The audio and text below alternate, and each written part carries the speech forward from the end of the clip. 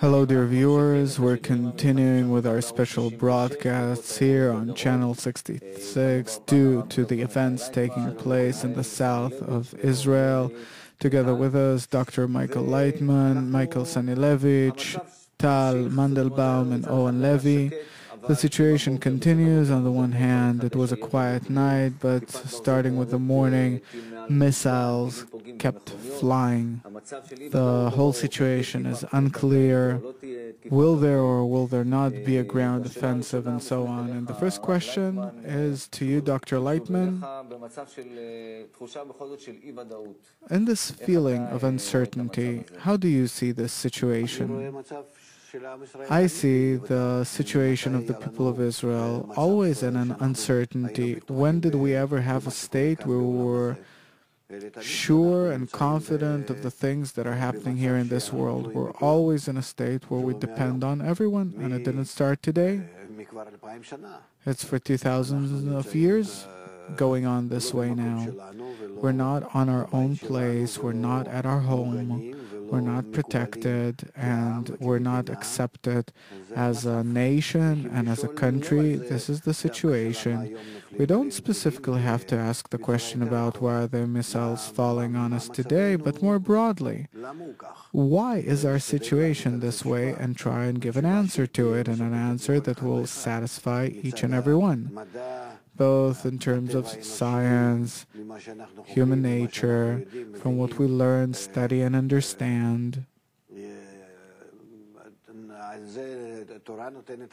The Torah gives a certain explanation, and this explanation satisfies part of the believing people, so they think that as a result, at least, they'll have some kind of a good reward. There's some kind of a justification for it. There are many answers that I heard about it and different responses to it. That this is the will of the Creator, only it's not clear. Why does the Creator want us to suffer? That He gives blows here, and against the punishment later on He gives a reward. Is that called the good that does good? He who loves Israel. So again, there are other questions about that. So they say that like children, He is raising us, educating us. I don't see that we're becoming any smarter. The questions go unanswered, the situation continues, and we probably have to think about it and really give such answers that will also bring to a solution, not simply an inner to calm you down and to hope that something good will come upon us from above. Okay, so a question to all this panel. Actually, the public knows how to answer these questions because they become accustomed to these states. We know it from history.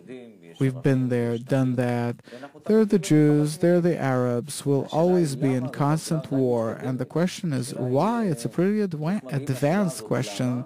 How do you reach that question of why, and how do you bring the public to engage this question at all? Because it's a very advanced question. Most of the public, they're more fighting to reach some kind of an inner calm, and for them it's very clear why is everything going on.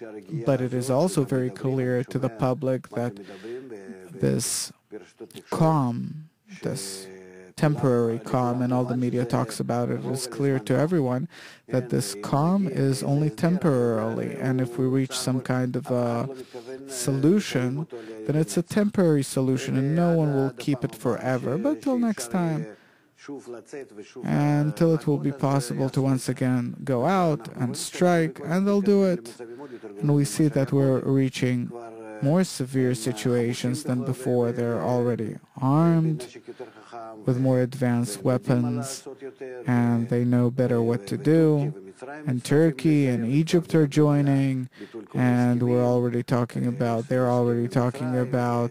canceling all of the different peace agreements, the Egyptian agreement and the Oslo agreements. And we see that by way of peace like it was, like we used to think about it, like we used to give up, make concessions. This way we will not be able to reach a good static state, something stable. Yeah. And therefore a question is really a question that demands an answer, a realistic answer. Here, now, in this life, in this world, and not to simply rely on what's going to happen tomorrow as if we close our eyes and we don't want to look at tomorrow. So the first task is actually to focus, meaning that we have to pay attention that even if there will be some kind of a solution to this crisis, we don't expect any better situation. We have a constant problem, and I'd say an existential problem of reality. It's something that is above nature. The way we exist here and the way we try and whatever we can do, and how the balance of forces in nature, how it all the time brings us to this special state. We have to research things a bit deeper and hope that then we will find some kind of an answer, because otherwise, how much can we continue this way from war to war? This is a war that for the very first time gives us some kind of a different feeling than before. What is that feeling? Because the whole country is in war. The whole country is the front. It was never this way before. Today, it's safer to be in the periphery than in the center, on the borders. And all the nation, the families, little children are all under threat. It was never that way before. I remember during the Gulf War, okay, it was from afar and temporary and so on. And only Ramat Gan, the city of Ramat Gan. But here we see that they can actually reach everywhere and take nothing into account, and the main thing is to damage and harm as many citizens as possible, and they have no other calculation but to wipe out. You're talking about feelings, so I'd like to share with you. I live in the city of PETACH TIKVA and I have 4 kids, and starting yesterday we're hosting a family with 3 children from Ashkelon in our home. My children went to school today. They're studying in the area, and my wife told me that an hour ago they were down in the shelters because there were missiles sent at the center area. I want to be the representative of all of these children today in the studio, both of the children from Ashkelon that are in my house now and my own kids. They're asking me questions that it's hard for me to find an answer to. So, with your permission, I'd like to represent them today on our discussion in the studio. Why are there missiles falling on them, on these kids? What are the answers that we usually hear? That we did not come to peace yet. It's possible to reach peace if we'll give something else up. So we gave up a few more pieces of land and a few more, and after each concession we signed a peace agreement, and as always we threw it into the trash, and we had to fight again, and another agreement and concessions, and every time. Okay, it's an eternal it's something eternal, this dispute. Yeah, but it can be eternal because we see how this war, how this threat each time gets a different characteristic. Because now you're not simply on a few that you have 1 or 2 fronts that you're struggling on with someone, but you're actually open. The whole country is open from all directions. There's no direction yet. What? Simply a small piece of land there in Gaza, a small strip of land. What will you do if they'll come from all directions, from all lands, all sides, from the ocean? It's simply impossible to exist this way. What answer do we really give to the threat that it is obvious to us that we will not be able to reach any agreement, any peace agreement with our neighbors? So you're actually saying that we have to face the fact that all the forces around us, the land of Israel actually has no chance of existing, to keep on existing this way. Rationally, if we look at the situation, we see that for sure, in the future, what future are we talking about, near or more distant future, we won't be able to keep on existing this way. What can help us, nonetheless, live and live in a good, normal way here in the area and all together. So Owen's question about why are there bombs falling here, then what do you say to that? It's one of those questions that you can ask. I didn't hear an answer yet. There is an answer, but I'm saying that it's a much broader problem. It's just a small fragment of our whole problem. So the bigger question is, why do they hate us, the land, the people of Israel? No, that we're hated, that's for sure as well. We're aware of it, that we're hated, and not only the Arab people. The Arabs, it's only lately so that they say that we're not those real, true Jews that lived here, that existed, with whom we have a kind of a pact. Abraham, our patriarch, it's there, and ours, patriarch, father. It's something completely different. They don't accept us as those that lived once back then amongst them. There's really, they have a very clear opinion about this, that we have no connection neither to the Pentateuch or to the Jews or to Abraham or to anything else. This is how they look at us today, meaning it's obvious to them that we aren't even close to each other, the Jews themselves. But the problem of the hatred toward Israel, it's not our problems with our neighbors. It's a general problem. It's a worldwide problem, and we see that from year to year this problem awakens. And even though it came down and was kind of treated after the Second World War, and with all that was happening back then, with the eradication and the Holocaust and so on, but it awakens time and time again, and the hatred increases. And we see what's happening on the world media, even though they know the truth, and you see how they change it, and we know what's happening in the UN and on all the different the relations between the countries and so on. This hatred is increasing and does not allow us to somehow push away these problems, chase them away. And here we have to get into some kind of a deeper scrutiny. We're really living in an unrational state and also exist in an unrational state. We're living for so many years now, thanks to what? We're surrounded by enemies. Okay, to this day it was somehow because we were smart, because we had a strong army, we had good weapons,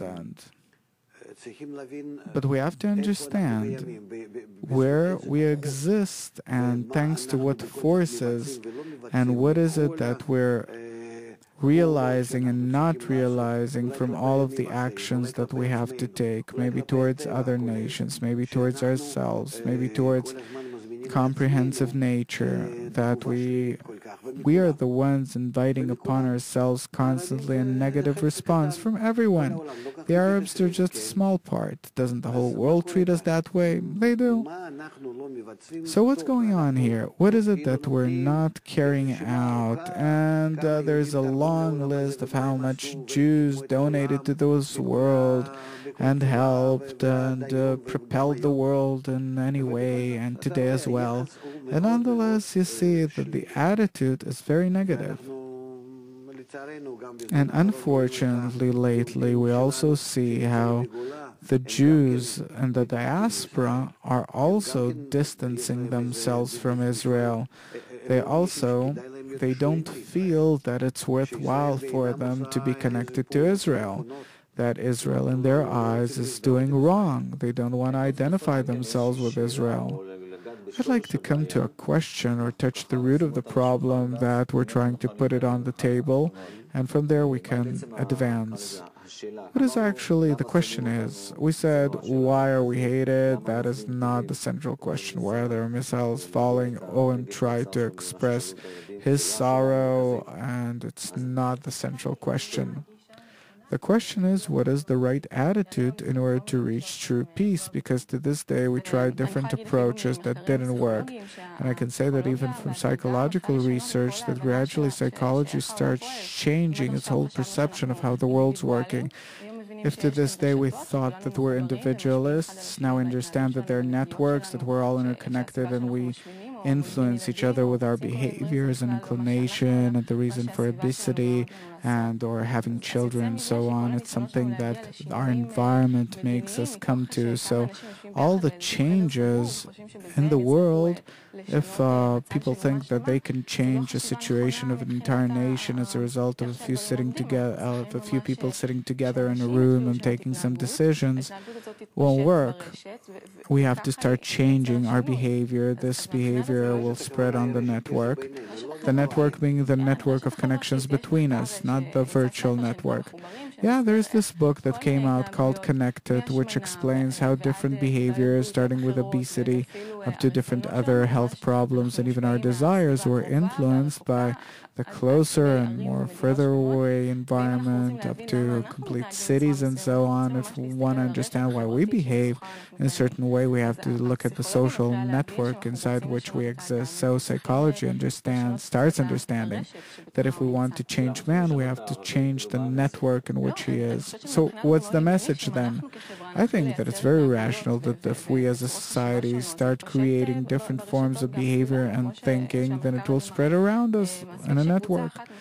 It's enough, like research shows, that it's enough that one group starts changing its behavior, it spreads throughout the network. We have degrees of proximity or separation, and it's very rational. If there's one nation, one group that knows how to unite, then by this we are connected to everyone.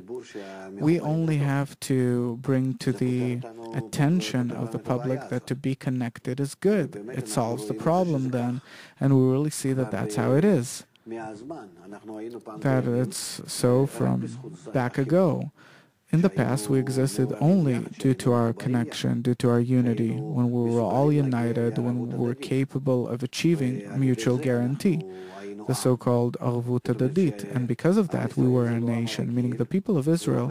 It's not an ordinary nation. They don't exist because they were born and developed in a certain place, but it's simply a bunch of people, a gathering of people that came from ancient Babylon, got together in ancient Babylon and decided that they want to live according to the rule of love another as thyself.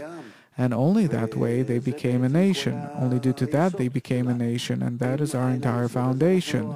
Were it not for this foundation, then we're not a people at all. We feel as if we do not belong to one another at all, and that we're hated. It simply puts us together into one sack. This is why we're together. But were we to feel good, we would have all dispersed. And we have to understand that if it's not for that foundation of the mutual connection, unity, and mutual help, we're not a nation, and we're not a nation that exists in a country. But really, and also the whole world treats us that way, that there's something temporary here, that also the Americans are writing in their plans that in 10 or 20 years Israel ceases to exist, and so on. This feeling exists all over the world. And this is because it exists as a result of us ourselves not building ourselves. We're not a nation. You can say about the French that they are a people. A French person, wherever he is, he feels that he's French. He feels that he belongs to a nation. An Israeli overseas doesn't feel that he is an Israeli or a Jew up to the point where he wants to disappear there, dissolve, and become like that French person or American or whoever. And this is what we lost 2,000 years ago, this connection of reciprocity, of the mutual guarantee. And now that we came back to this place, we have to behave like back then, like when we were once a nation. And now the question is, what do we achieve as a result? And there is really a very big question about this today. The whole world is also in a critical state because of this whole multifaceted crisis. The whole world is not connected either. They can't find their place in the global crisis. It's known to everyone, and everyone talks about it, starting with the heads of states, down to the media, that we have to unite. Everyone talks about it, everyone knows that we're so interconnected between us around the world that without a good connection between us, we will not be able to exist. The whole world is really in a constant decline, and we're searching for a method how to unite.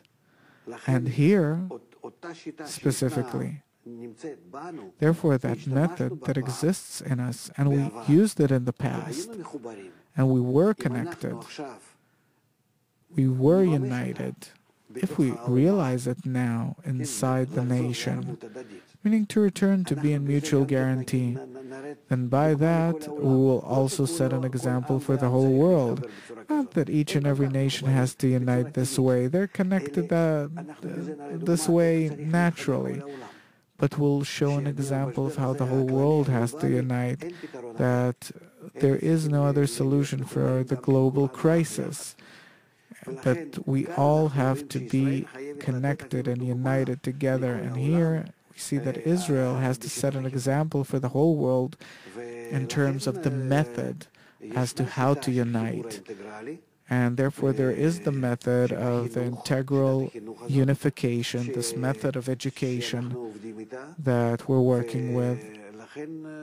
And therefore the solution is as if present, only we have to come down to the people and to explain to them that this is actually the Savior. And not only their Savior, that then the whole world will support it, and not that we'll be connected only within the borders of Israel, but when we bring this method to the rest of the world, we give an example. This is what it means to be light for the nations. By this, we will actually show the whole world how to come out of the crisis. By this, we will dissolve all tensions and problems, and we also solve our problem with the neighbors, with our neighbors, because all in all that's happening, it's all due to the lack of the right kind of connection between everyone. That what our enemies say, and also the tension and all that's going on, it's a lack of disbalance. Dr. Laitman, just a second, we have a viewer with us. Hello? Okay, so you're close to the place where the missile landed in the area of the Chulon city. So first of all, tell us from the experience that you had. It was kind of frightening, and I'm also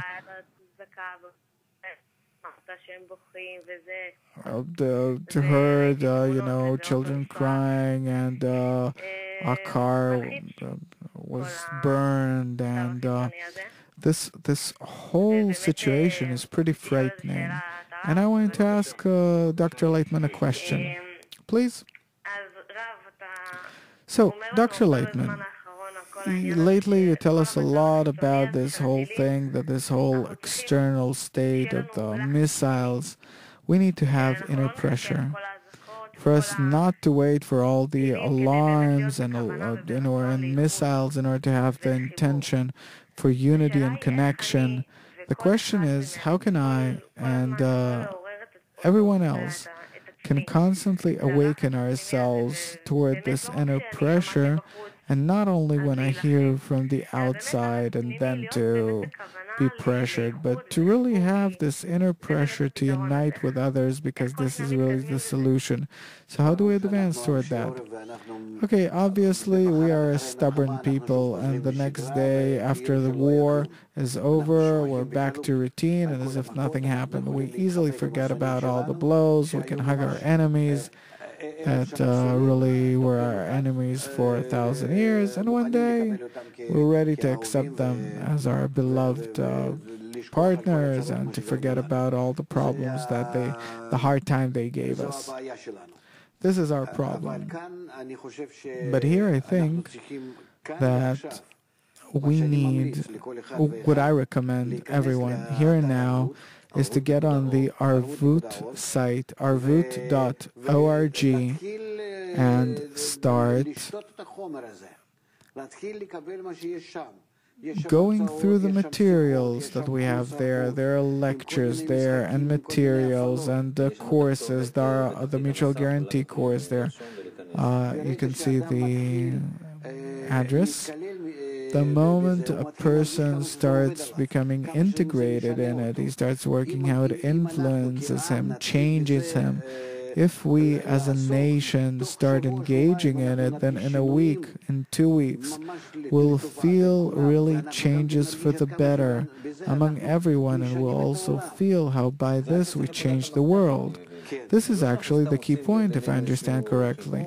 Yeah, not that simply we make a connection between us, but we perform some kind of an action that is, yes, get on arvut.org and start studying what does it mean to be interconnected, because it is a key to the good world. So, Rotem, thank you very much for being with us. Thanks for the update, and we're continuing. I have a few questions. Part of the things I don't agree with, and I'd like you to explain them if possible, please, and I'm sure that other viewers don't agree. Hey, about examples. To give an example from 3,000 years ago that we were united, and to set it now, I don't know how to relate to that. Maybe a religious person can relate to that. But I don't base myself on that, you're right. That we were connected 3,000 years ago, I don't know, I don't believe anything really. Yeah, but nonetheless, it's these are our foundations. It says so. It says so in our sources. So why not believe it? It's written simply. It's not politics that I write something now, but it says that we fell from brotherly love into unfounded hatred, and this is why we started dispersing, and our enemies came and threw us out of here. As simple as that. Okay, now for 2,000 years. Throughout these 2,000 years, we weren't connected? No. What do you mean? For 2,000 years in exile, we were not. Exile, it means that we're not connected. It doesn't mean that you're outside the borders of the physical Israel. Yeah, but we're the only nation that did not disappear. All the Greeks and the Romans and... True, because we have a special task, a special mission, and now we see what it is. That the method of correction, I talked to thousands of people around the world, and big people, politologists, sociologists, scientists, everyone is aware that unity is what's missing today for the global integral world. The world's interconnected by bad forces, like a family that's on the verge of explosion. They have inner hatred, and they're closed in one home, and they're really interdependent, and they want to disperse. They really want to cut all ties between them. We can't. We can't cut our connections around the world. We can't separate the whole world, so it's a worldwide problem. Now the question, what do we do? And there's plenty of research about this. You see the G8, the G20, everyone's gathering, talking. What are they doing it for? No solution, but from time to time, the more you follow up on it, you see, and in general, according to the articles and everything, there's more and more awareness of it, that only the connection can help the world. Only no one knows how to unite. Does Europe know how to unite? How to create good connections between them? But everyone knows and talks about it, that a good kind of connection between people would have solved all the problems. Yeah, there are plenty of researches about its benefits. Okay, so it's clear we don't know how to do it. Now, another thing that you said, that the nations are already connected, that the nations of the world, meaning, no, they're connected on a level where each nation within itself more or less feels itself belonging to the same group. And we don't. Why not? I lived overseas. Oh, what? We didn't feel that we're Jews. Of course, but because you were hated. True, but were you not hated and you would have been accepted like a Russian person or a Polish person or a German person, then what? You would have happily, you would have been swallowed there happily. Meaning, if it was possible not to be Jewish, then better. Yeah? You don't feel that you belong to some nation. You feel that you don't belong to them, meaning their hatred holds you separately, like wolves that are surrounding some flock. They keep them together. Okay, now about the connection. What is it? An emotional state? Can you describe that emotional state when I'm united or connected to others? Connection is not only something emotional, it's also the understanding and recognition. And this is what we explain on our studies and activities, that a person starts developing it. It exists in us. We're interconnected only in a way that it's not clear to us. We can't use it yet. It's like the lady said, the young lady said that with what? That we're all interconnected. Right, the whole of humanity are interconnected in a single network. Yeah, you can really convey a behavior like an epidemic through a social network. The butterfly effect and so on. Okay, suppose we see Arabs are Arabs, Jews are Jews. That's on the outside, but inside ourselves, we're all interconnected. You see, what people on one side think, suddenly people on the other side start thinking. The opinions, the desires, they pass from place to place. They wonder whether we want it or not. We're all interconnected. Now the question is, how can we be connected in a good way, reciprocally, for us to understand that we actually belong to the same globe, same air, same soil, that all in all, it's a small place that we can exist on. How can we reach this kind of an awareness? So the integral education, the so-called Arvut, we said that exists on arvut.org. It teaches a person, and what does it teach him? It teaches you to start feeling that very network that ties you to everyone else. It's not mysticism, it's science. You can get on Google or some other place and start reading articles about it endlessly, but that's how it really is, that it is a network that interconnects all people consciously in their thoughts and their intentions and their everything. We're all interconnected. That you and I are not connected like Siamese twins. It's only physically so, but besides that, we have plenty of connections between us and everyone, regardless of where you are, because it passes without time or place or anything else. It immediately spreads this network, so we have to start feeling this network. We're lacking that. Were I to feel it, then you wouldn't have had to convince me to anything. So the integral education, what it does, it raises your sensitivity, and then you start feeling how you operate with others and how it all comes back to you. And then your ego tells you, that's not worthwhile doing. Make a concession here, make something better there. It all in all teaches you the right kind of connection to the world, so you reach tranquility, balance with everyone. Everyone has to study that. That's what you're saying. Were the whole world to read this book connected, and the whole world would have understood that this is the Savior now, that if I harm someone else, I harm myself. Great, but a person doesn't feel that. We don't feel that either. Were I to feel that those are my kids out there, then inside myself, would I wish anything bad for them?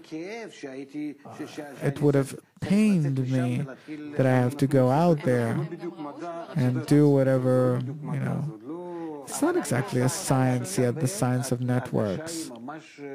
The feeling is very true and real. You start feeling it and you can measure it.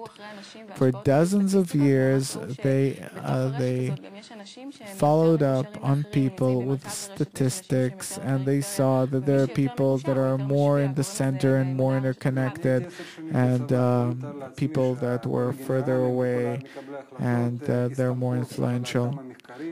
I was in the army for many years. I don't think that a few generals will, base themselves on this trend or direction. It's a tendency, it's a direction that the whole world starts understanding that we are all interconnected. Okay, this I don't get. At home, I have 7 kids, 4 of my own, and 3 that are living with us came from the south of Israel. Why are the missiles falling on us?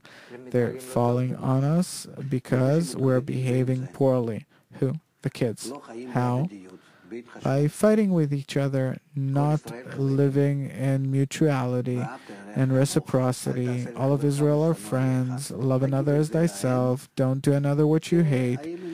Tell them about it and see whether they can keep it or not. Did you bring up this way or didn't you? Were you brought up this way yourself or not?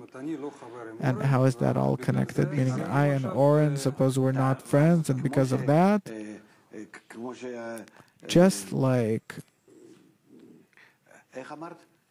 how did you say that there's a special part in that network? It's called the hub. It's the more interconnected part, more central. Yes. So believe me that you'll discover that the central part of that network are Israel, and that Israel sensed this whole network every time negative responses, and then from this whole network comes back also a negative response to it, and that's called anti-Semitism, that's called hatred toward Israel. And we're really there in the center, whether you want it or not. You see throughout history, you say, nah, I don't want to base myself on things that happened 2,000 years ago. Yeah, but you see that that's how it was. How not to take it into consideration? And about what you said, that the generals in the army will accept this or not. What do you mean? If it will be something accepted among the masses who start understanding, feeling this network. Look at the times. Who thought 50 years ago that the world deteriorated this way? We thought there will be prosperity, and suddenly a situation with prosperity. Everything's coming to an end. We're helpless, having no idea what to do. No one knows how to govern the world. Previously, we were so confident, strong, they used to say we and we and we. We today, what? No one knows what to do. What we're lacking is to feel these forces that exist inside human society. I'm not talking about mysticism, even though that our existence here, you can say that it's mysticism, that it's mystical, that it's unrational. Start seeing the world a bit more into its depth, not only the upper layer, but look a bit deeper into this slice, and there you will find plenty of connections and new discernments, and then accordingly you'll start thinking and understanding what's going on, and you'll find an answer. Today, according to the data which you have, when you look only on the surface, you have no idea. So you're saying, in order to understand what connection is, I have to sit down and study. Yes. It's a science, it's a behavior between people, a kind of connection that I have to learn about. And we have developed this method. It's also a very ancient method, but we upgraded it. And it is on our site, arvut.org. It's also on our Facebook. Just 1 second, please. We would like to invite our viewers to the Facebook.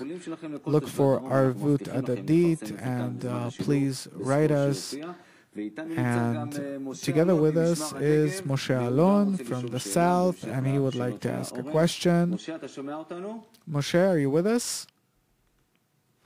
Moshe Alon, are you on the line? We hear something. It wasn't a missile. It was Moshe Alon.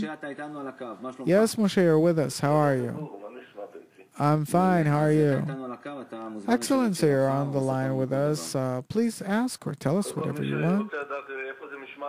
So, first of all, if you want to know where Mishmar Negev is, from Parashat Toldot, the river of Gerar, that is where it is, where Abraham, our patriarch, was.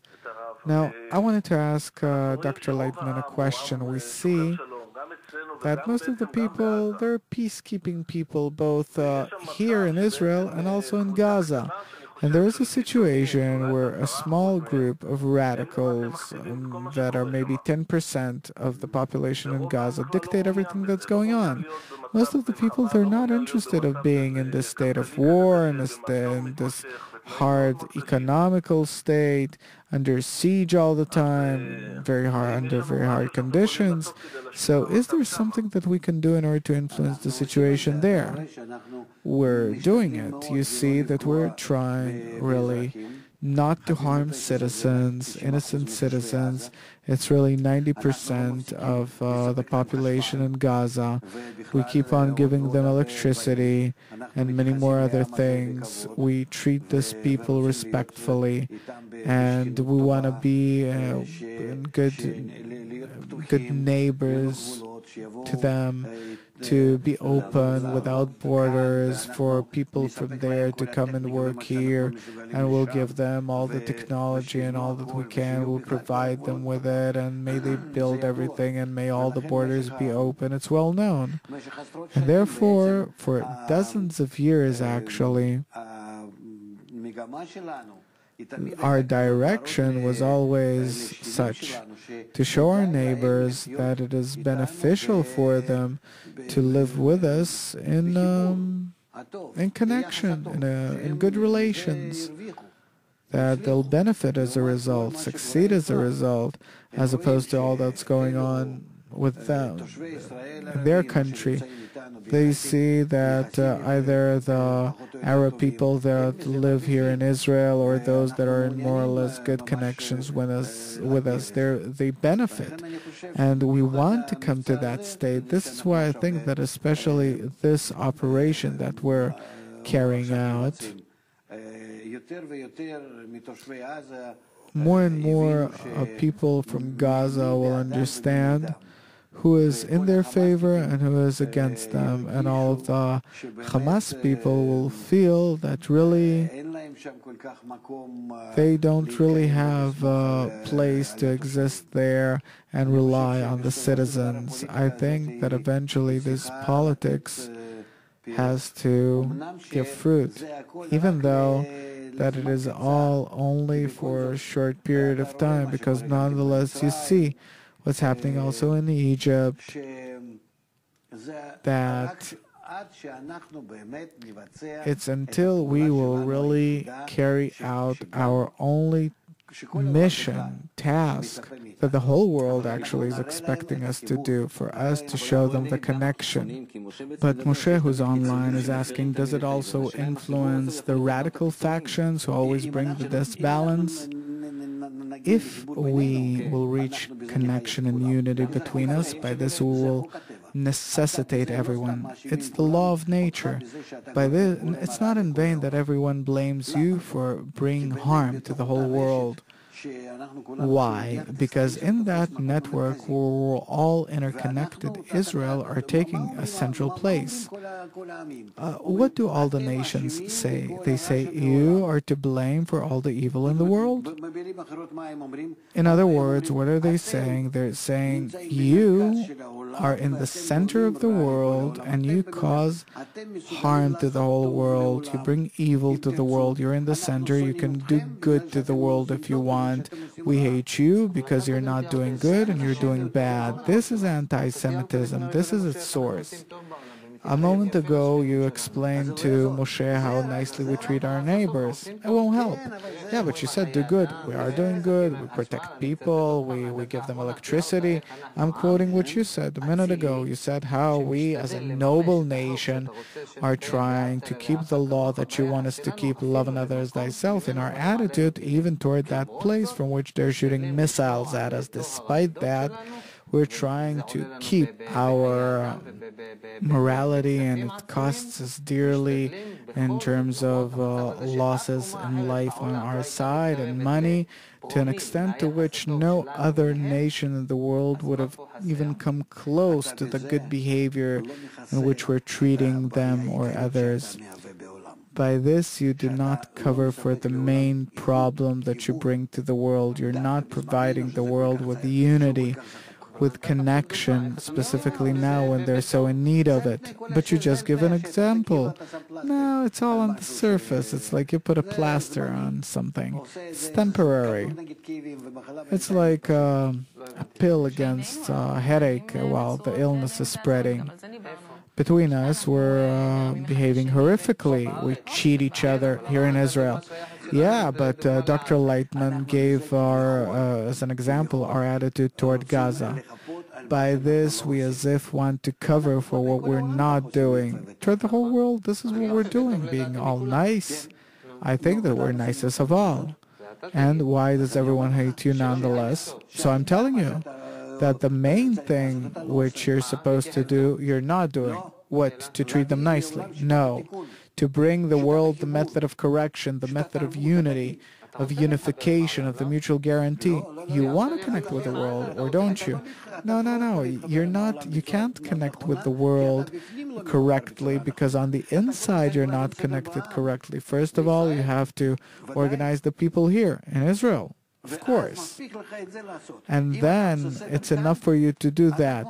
If you bring things into place here, you organize our relations correctly, you're like the control center of the world. If you do that here, it spreads through the network to the rest of the world and everything calms down. Wait, if I treat my neighbors in Gaza nicely directly, it gives me no blessing in life. It's only if I treat Benzi, who lives next to me in PETACH TIKVA, or Tal, who lives in Urchovot, only then will they be satisfied. Yes. Is that rational? If I am nice toward Gaza directly, they're unsatisfied. But if I treat someone here this way, then they will be satisfied. I don't think they'll accept it. You don't have to tell them anything. They don't want to hear anything from you. They want you not to be able to say anything. Right. So I'm telling you, it is the structure of reality, the way the world is structured, that there is a certain problem here called the people of Israel that is unconnected. And by this, creates problems in the connections between all nations. And today we're in a situation that the world demands that.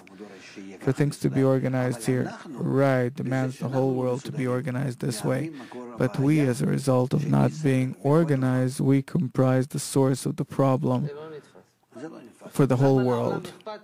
I don't get it. Why should the world care what is my attitude toward Benzi? If you live in a different country, you should care about what my attitude toward Benzi is. You care about what my relations at home with others are. You have to care about the relations between us neighbors. We need both. I can't prove it to you until you will undergo several explanations on our course, and then against that you will have a new feeling, a new sensitivity for the connection between people, between Israel and the nations. You'll start feeling where the problem is, the real problem is, and the problem is evident. What? That the whole world hates you. What's the problem? There's no problem. No, what is the problem? You're saying that Israel isn't behaving nicely. We are. The world, the world is not looking at that. What are they looking at? They're looking at you not supplying the right kind of connection for everyone. Subconsciously, they feel that you bring harm to the world. You exist in the world thanks to their nice attitude. They feel that they're doing you a favor that you exist. Right. So start delving into this connection, into these actions. What do I have to delve into? You do what the world wants, not good. You do what the world wants, not good. Peace, not good. War, not good. There's nothing to delve into. Okay. What now? What do we do? That's the question. So I'm explaining to you what to do. What? We unite. We connect between us. Yes. You'll say that today in the UN? Don't say it to anyone. Not to Gaza. Start uniting here in Israel as one man and one heart through the integral education. Start doing that through arvut.org. You will see in 2-3 weeks how your situation in the world improves, how your situation in the country improves and in the world. Is it possible to study on your own? Sure. Because what do I understand from being connected with others? That I not to cheat Tal now and to smile to Benzi and not to harm Oren. It's not about that. That's not connection. No, not at all. Guys, we have to look at these things seriously. Nature is round. Nature is drawn to balance. There it's hot, here it's cold, reaches equilibrium. Pressure here, less pressure there, comes wind and balances the pressure. Our body that I exist and live in, more or less, my systems are balanced. If something comes out of balance, immediately I feel myself bad. I feel ill. Everything's balanced. Man, in our world, doesn't exist. He's not in balance with nature. The whole of nature is in balance besides man. Still vegetative and animate are in balance. Why? Because they're operated by nature, and they behave accordingly without any free choice. The way nature controls them, this is how they behave.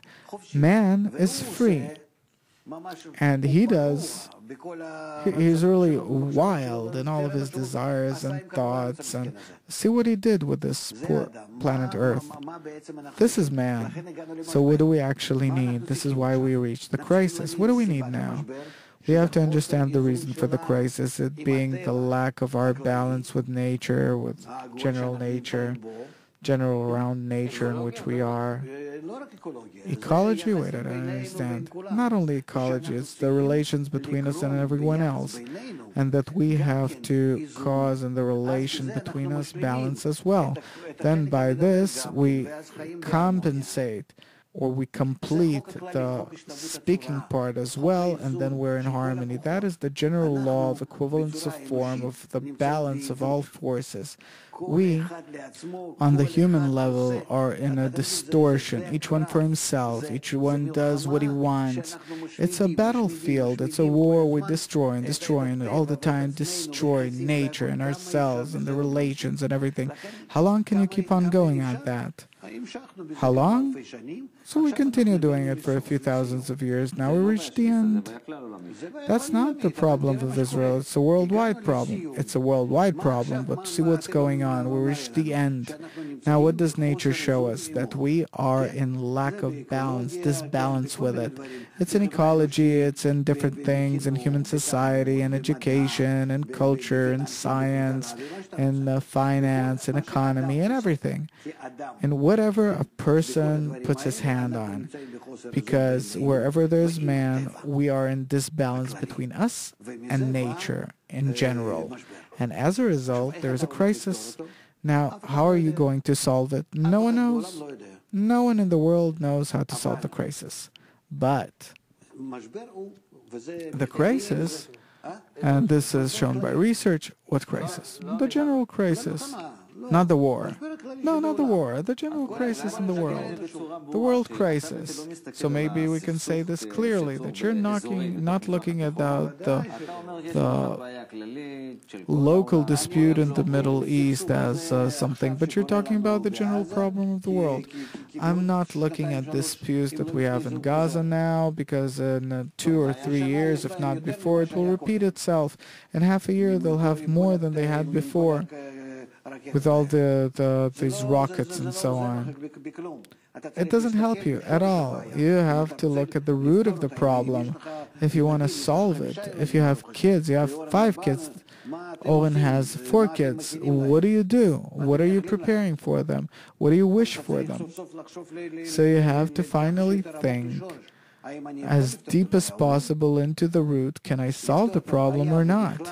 To solve the problem, and in general it's the same problem, it's the same general problem around the world, the disbalance, and also in Israel, and the disbalance, it's possible to solve it only through the reciprocal connection.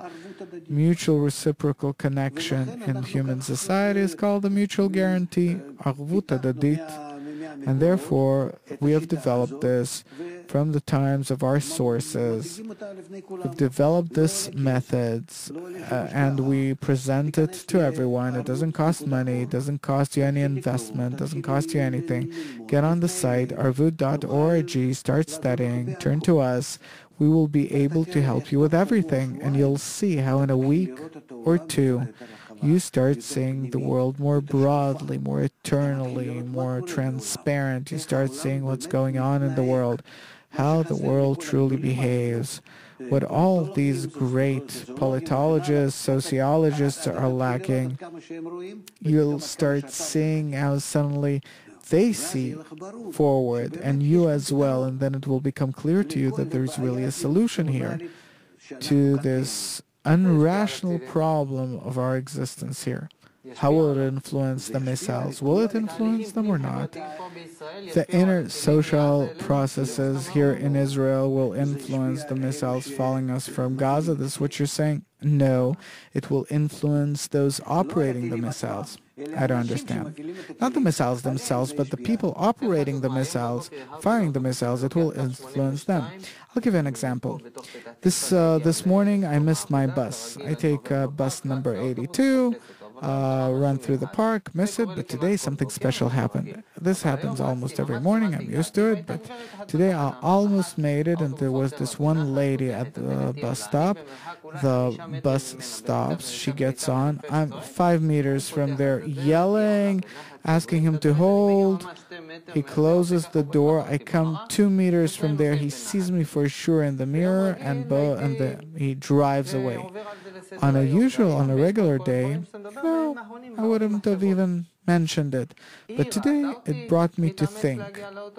She saw me trying to make it to the bus. I think so, unless she's blind or something. He saw me, the bus driver, he saw me in the mirror. I think so. Why both of them? Why didn't they maybe have a small discussion between them in order to wait for me another second? Why? Because they don't feel like it. Dr. Laitman says that if we will be in love another as thyself, then the world will change for the better, meaning that were she to treat me like I'm son, for the sake of argument, if her son would have been late, then she would have told the bus driver, wait a second, my son is coming, and the bus driver would have been happy. Yeah, everyone would have been happy, and from Gaza we feel one missile less. Yes, it sounds like magic. You're saying that this is how it is, magic or not, that's how it is. The world is round, everything's interconnected, and if you cause harm to the world, then don't think that it does not come back to you. There's nothing that you can do about it. I'm not talking morals here or anything. It's not naughty. I'm not turning to you like a good kid, telling you be good and so on. No, I'm telling you this is scientific, evident, clear research. It's also from the Torah. I see that you have a kippah, so probably I don't have to teach you what it says there. These are the foundations of all religions, only everyone forgot about it. The truth is that it would have worked that way. Yeah? And I'm not telling you anything about that's against nature, against egoistic nature, yes, but I'm not opening anything new for you. Or anti something, but on the contrary, like you tell about the kids, be nice to each other. Thank God at home I think they have wars between them, yes, like it is among brothers. So what are you saying? Be good to each other, make peace, like this, like that. Why don't you want to do the same in human society? Why don't you think that it will influence everyone? But I see that, why do you think that if your neighbors will have the same, you know, your neighbors downstairs or upstairs. So if your neighbors behave that way, you'll have also a good example for your kids. It will influence them. It will influence them even without seeing it. It will influence them because this will be the atmosphere, the general atmosphere. Sorry, I have to stop here because we're concluding this panel. We're moving to songs, and afterwards there will be another panel. And till then, all the best. arvut.org. Don't forget.